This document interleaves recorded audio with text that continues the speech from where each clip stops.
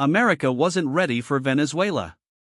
Let me take you back to July 28, 2024, not the day Nicolas Maduro claimed victory in Venezuela's presidential election, but the day the United States, along with a handful of Latin American allies, refused to recognize the result.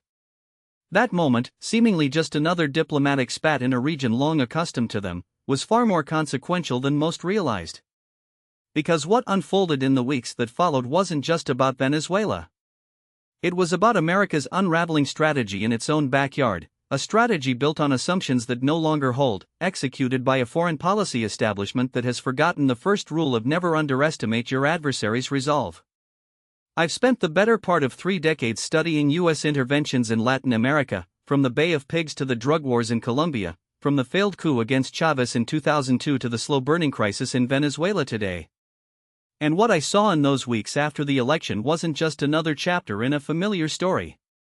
It was a case study in strategic myopia, a perfect storm of wishful thinking, domestic political posturing, and a fundamental misreading of the global power shift now underway. The United States wasn't just unprepared for Venezuela. It was unprepared for the world Venezuela now inhabits. The official what they want you to believe. Here's how the story was supposed to go. Venezuela, a country rich in oil but poor in governance, holds an election. The opposition, led by the charismatic and Western-educated Edmundo Gonzalez, runs a strong campaign, buoyed by years of economic collapse, hyperinflation, and mass emigration. The United States, along with the European Union and a coalition of Latin American democracies, stands ready to support a democratic transition. When Maduro's government announces its victory, despite widespread allegations of fraud, the international community unites in condemnation. Sanctions are tightened. Diplomatic pressure mounts. And within months, the regime collapses under the weight of its own illegitimacy, paving the way for a new, pro-Western government in Caracas. That, at least, is the narrative that dominated headlines in the summer of 2024. The U.S. State Department, in a series of carefully worded statements, called the election neither free nor fair and recognized Gonzalez as the legitimate winner. The New York Times ran op-eds with titles like "Venezuela's Last Chance for Democracy." The Washington Post published leaked intelligence reports suggesting that even senior figures in Maduro's inner circle were ready to defect. The message was the end was near. All that was needed was a final push. The data seemed to support this. Venezuela's economy had shrunk by 75% since 2013. More than 7 million people, nearly a quarter of the population, had fled the country. The opposition had united behind a single candidate for the first time in years. And Maduro's approval ratings, according to independent polls, hovered around 20%. Even the military, long the regime's backbone, appeared fractured.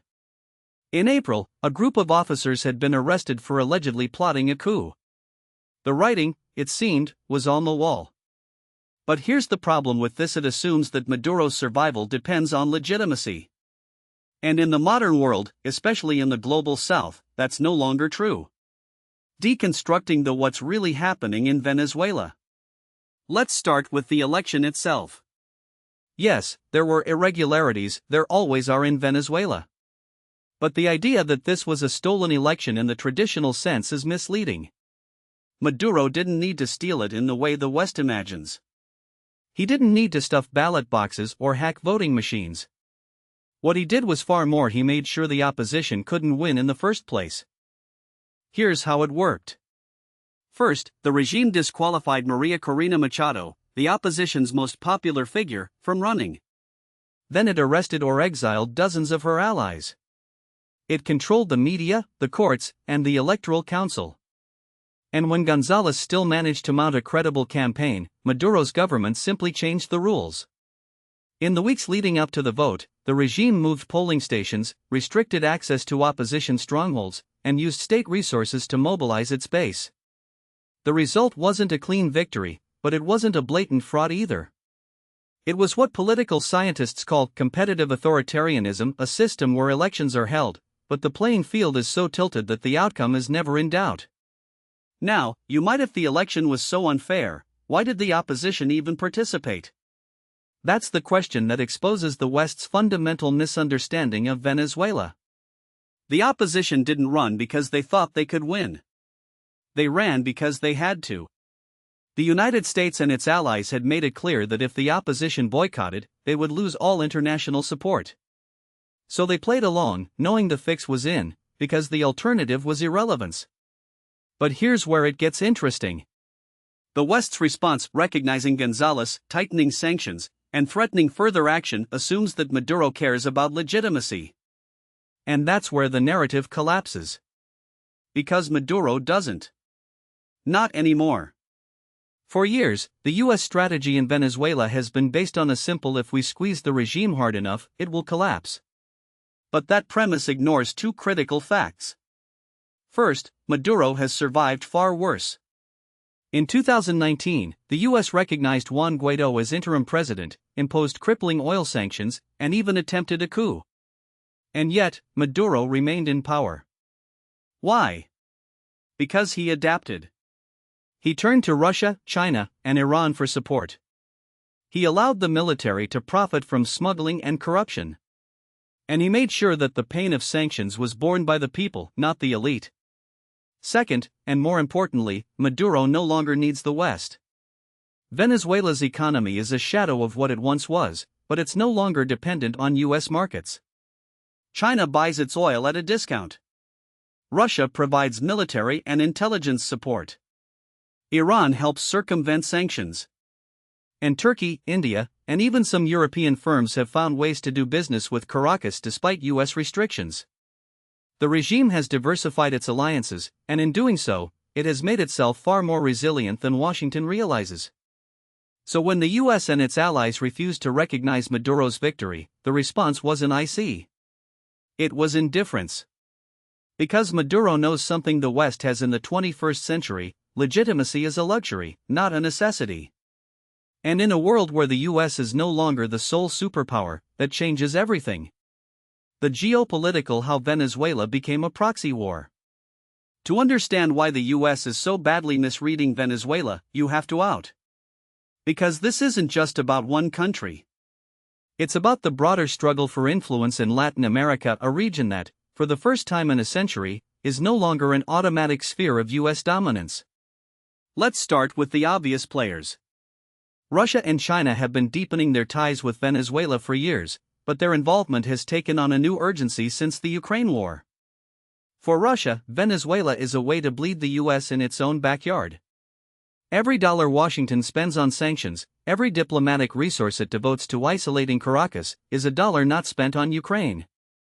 And for China, Venezuela is a critical node in its Belt and Road Initiative, a way to secure access to oil, minerals, and strategic ports in a region where U.S. influence is waning. But here's where it gets more complicated.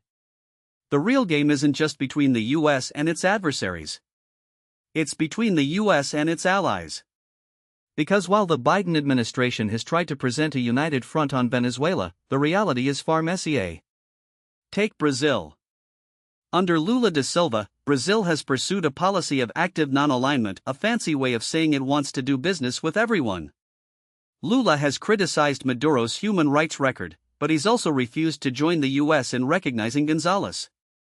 Why? Because Brazil has its own interests. It doesn't want a failed state on its border. It doesn't want millions more Venezuelan refugees. And it certainly doesn't want to be seen as a U.S. puppet. Then there's Mexico. President Andrés Manuel López Obrador, or AMLO, has been even more blunt. He's called U.S. sanctions on Venezuela immoral and has deepened ties with Maduro's government. His reasoning? Mexico is playing a long game. It wants to position itself as a mediator in Latin America, a role that requires good relations with both Washington and Caracas. And let's not forget Colombia. Under Gustavo Petro, Colombia has gone from being the U.S.'s closest ally in the region to one of its most unpredictable. Petro, a former guerrilla, has restored diplomatic relations with Venezuela, reopened the border, and even floated the idea of a Bolivarian alliance to counter U.S. influence. The U.S. still has leverage in Colombia, it's the country's largest trading partner and a major source of military aid, but the relationship is no longer the slam dunk it once was. So what does this mean for the U.S.? It means that its Venezuela policy is operating in a vacuum.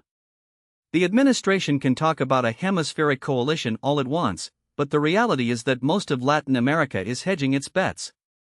They're not going to break with the US entirely, but they're not going to follow its lead blindly either. And that leaves Washington with a stark either accept that it can't dictate outcomes in its own backyard, or double down on a strategy that's already failed. The military, why the hawks are wrong. Now, let's talk about the elephant in the military intervention. Because every time the US gets frustrated with Venezuela, someone in Washington starts whispering about kinetic options. I've heard these arguments before. They go something like Venezuela is weak. Its military is corrupt. Its people are starving. A small, targeted intervention, maybe a no-fly zone, maybe a special forces operation, could topple Maduro quickly and restore democracy. And to be fair, there's a certain logic to it. Venezuela's military is not the formidable force it once was. Its equipment is aging. Its morale is low. And there are factions within the armed forces that would likely defect if they thought the US was serious about regime change. But here's those factions don't trust the US. And why should they? The last time the US promised to support a Venezuelan coup, in 2019, it failed spectacularly. The Trump administration backed Juan Guaidó, imposed sanctions, and even greenlit a mercenary operation to capture Maduro. And what happened? The coup plotters were arrested. The mercenaries were captured. And Maduro emerged stronger than ever. The lesson for Venezuela's military is don't bet on the Americans.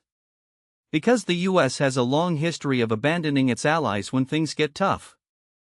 Just ask the Kurds in Syria. Or the Afghan interpreters left behind after the Taliban takeover.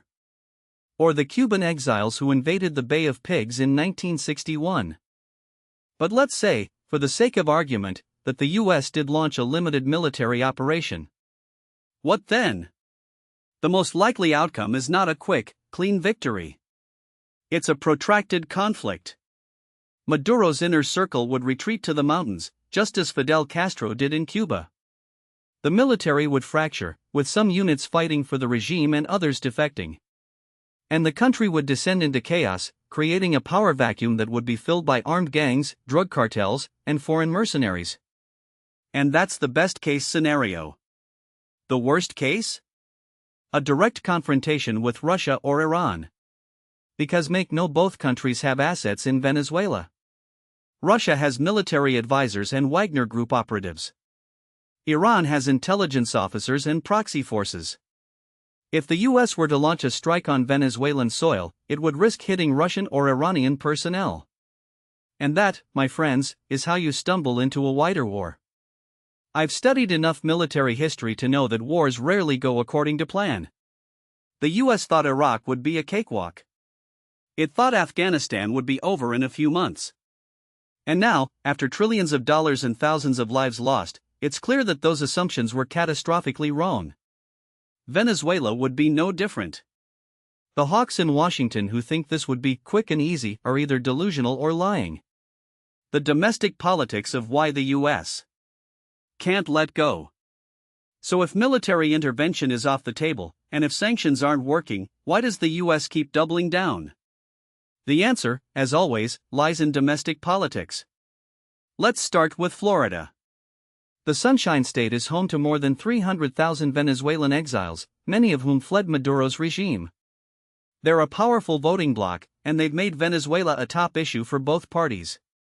For Republicans, Venezuela is a way to paint Democrats as soft on socialism. For Democrats, it's a way to show they're tough on dictators. And for both sides, it's a way to win votes in a swing state that could decide the next presidential election. Then there's the broader narrative. The U.S. foreign policy establishment has spent the last 30 years selling the idea that America is the indispensable nation, that it has both the right and the responsibility to shape the world in its image. And when that narrative collides with reality, as it has in Venezuela, the instinct is not to question the narrative. It's to double down. Take the Biden administration. On paper, Biden's Venezuela policy looks like a continuation of Trump's. But dig a little deeper, and you'll see the cracks. Trump's approach was purely he wanted to squeeze Maduro until he either stepped down or cut a deal. Biden, by contrast, has tried to add a diplomatic component.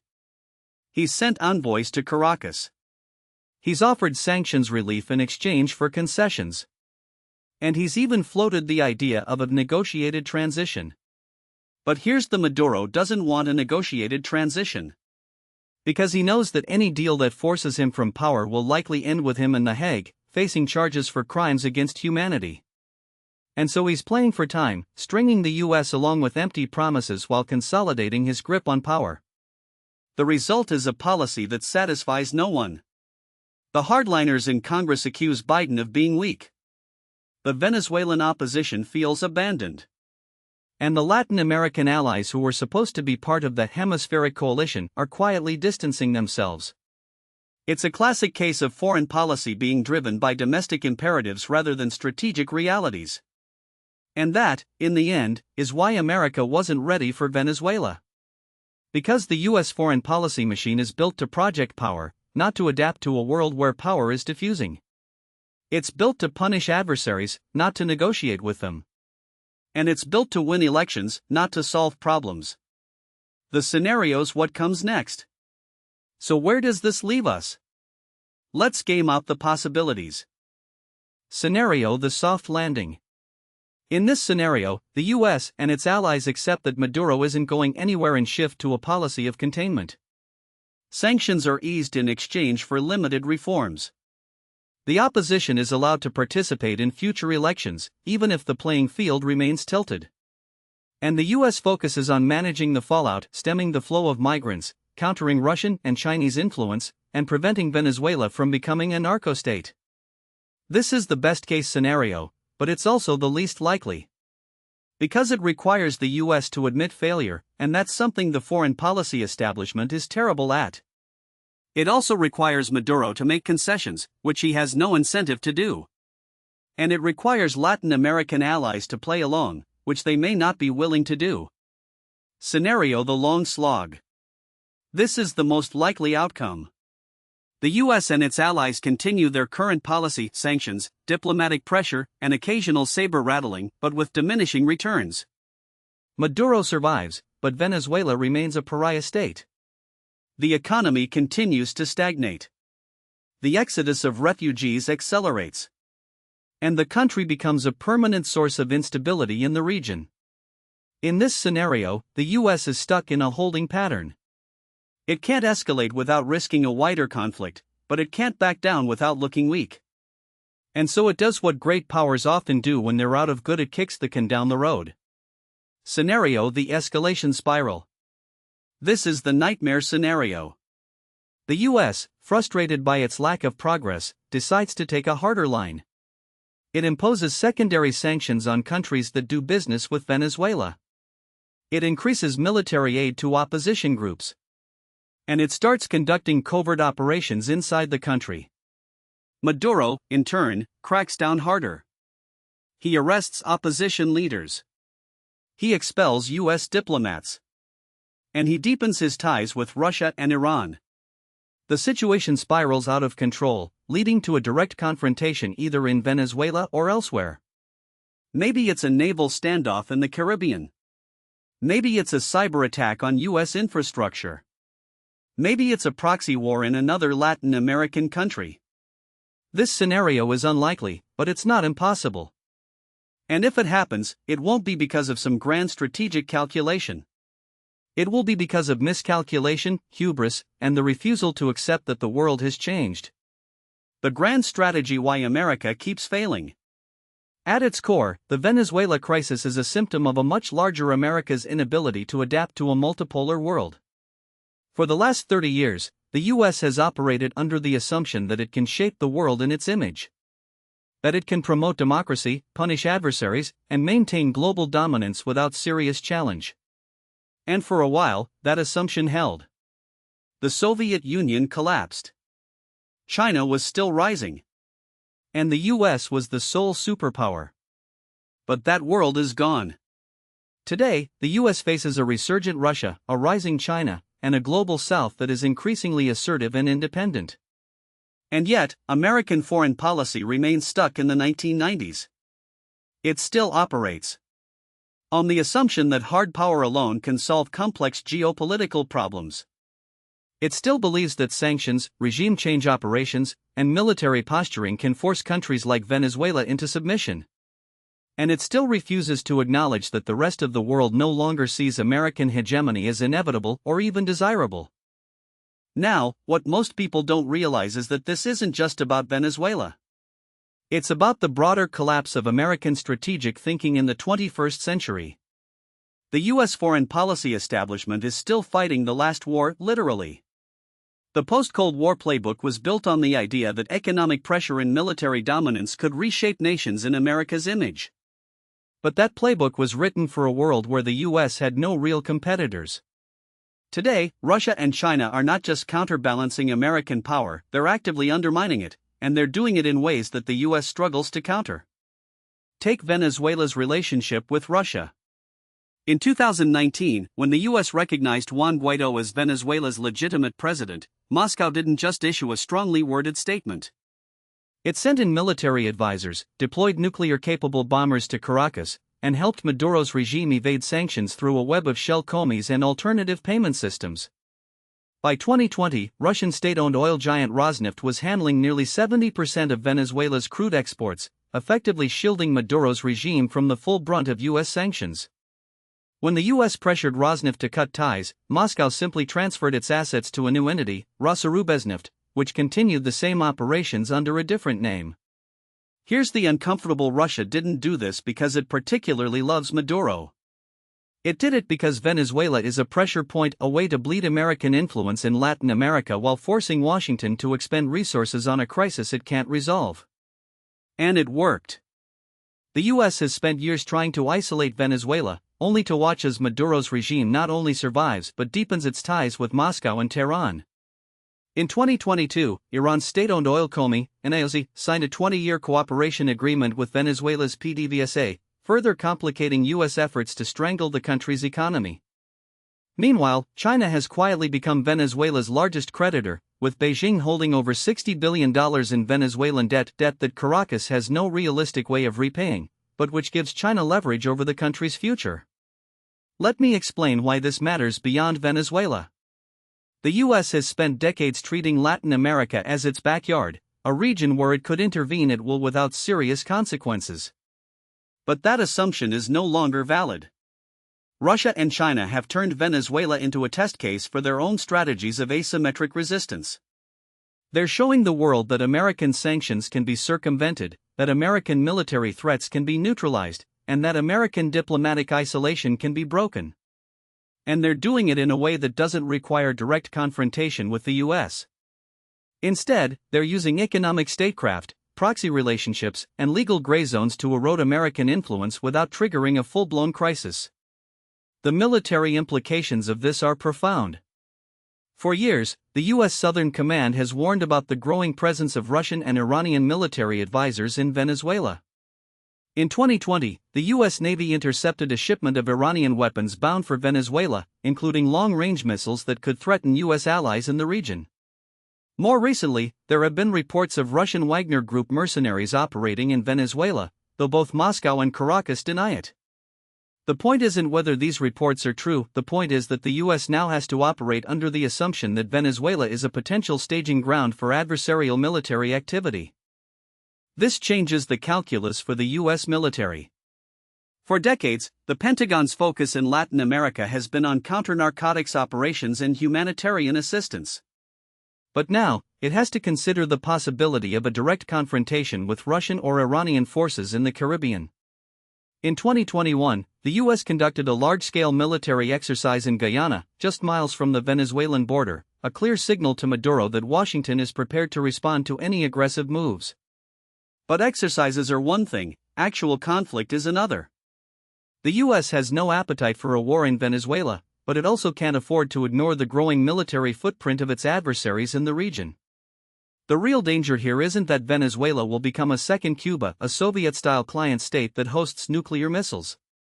The danger is that it becomes something: a failed state that serves as a hub for transnational criminal organizations, terrorist groups, and adversarial powers. Venezuela is already a major transit point for cocaine and other drugs bound for the US and Europe.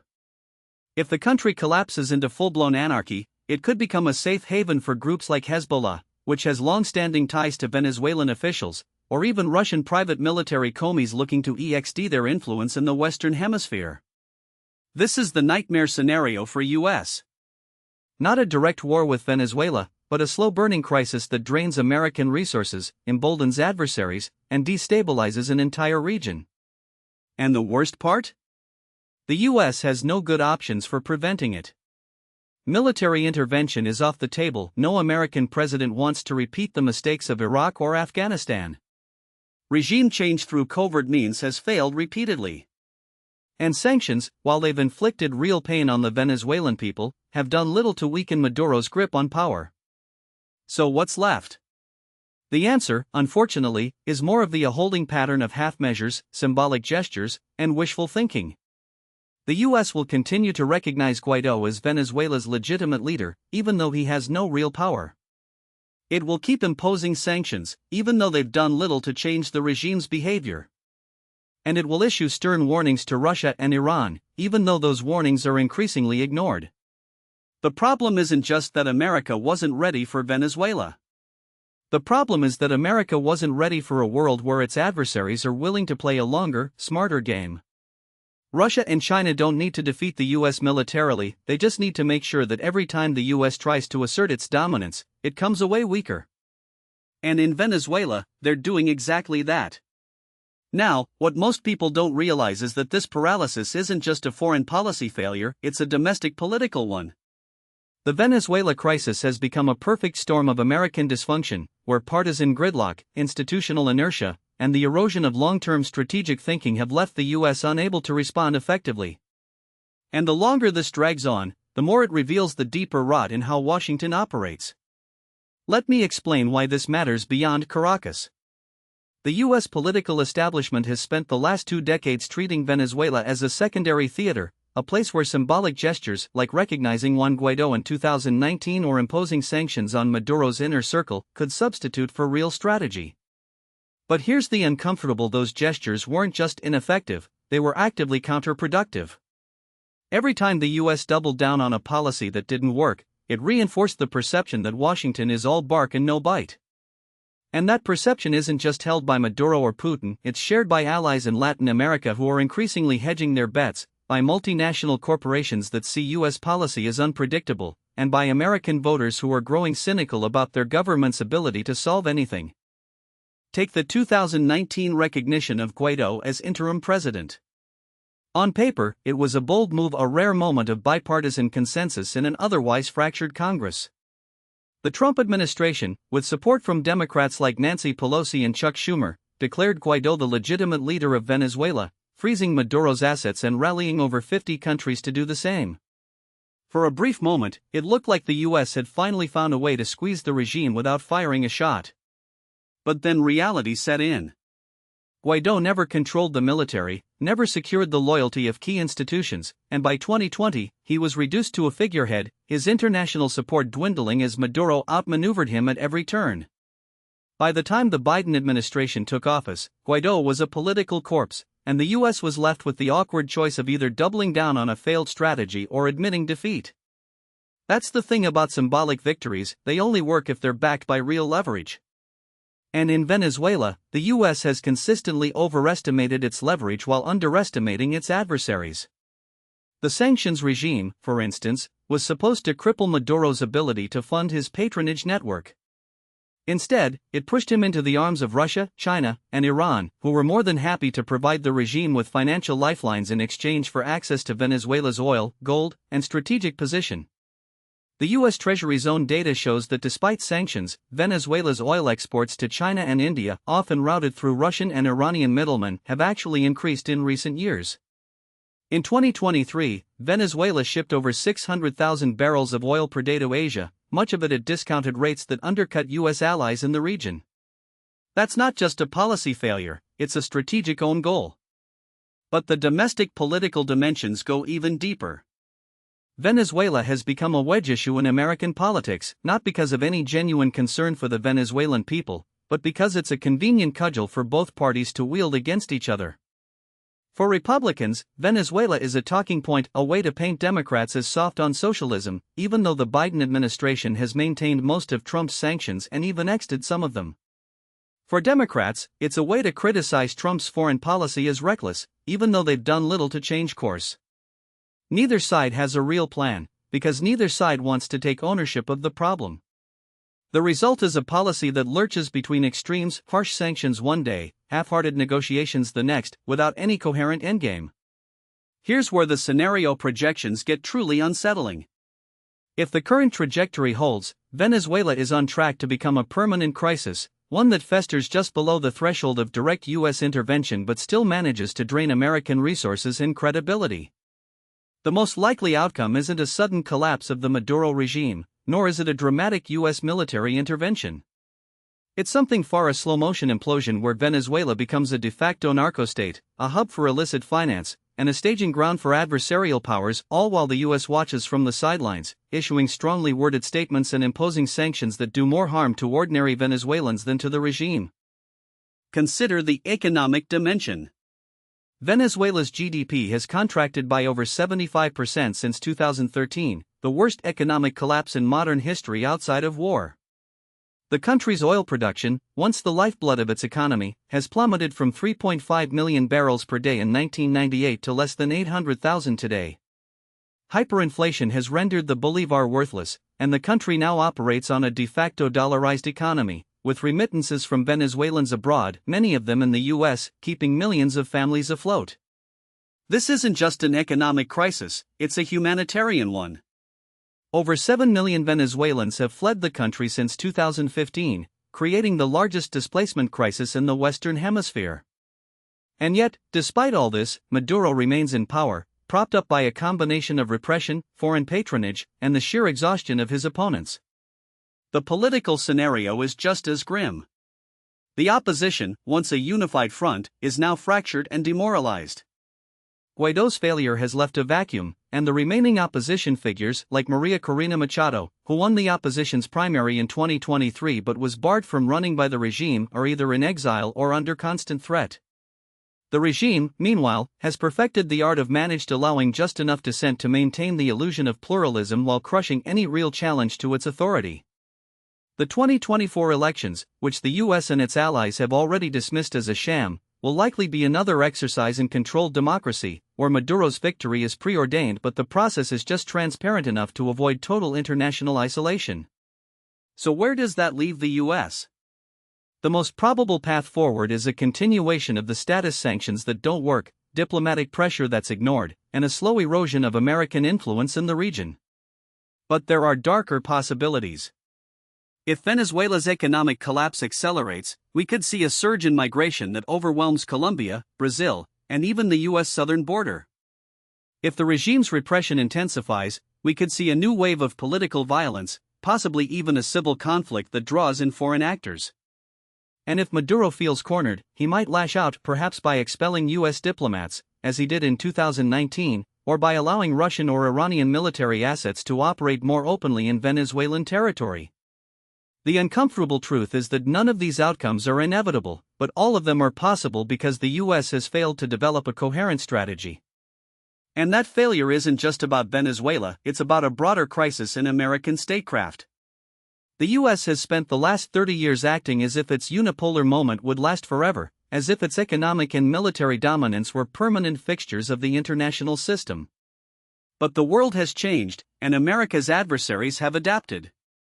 They've learned to exploit the gaps in U.S. policy, to turn American strengths into weaknesses, and to play the long game while Washington chases short-term wins. Venezuela is just one example of this dynamic, but it's a particularly instructive one. It shows how a country that was once a U.S. ally can slip into authoritarianism and criminality, how a regime can survive despite economic ruin, and how the U.S. can find itself with no good options, only bad ones and worse ones. The question now is whether Washington will learn from this failure or whether it will keep repeating the same mistakes, hoping for a different outcome. Given the current state of American politics, I'm not optimistic. But then again, that's the problem with slow-burning crises, they don't announce themselves with explosions or invasions. They just keep burning, quietly, until one day you realize the fire has spread too far to put out.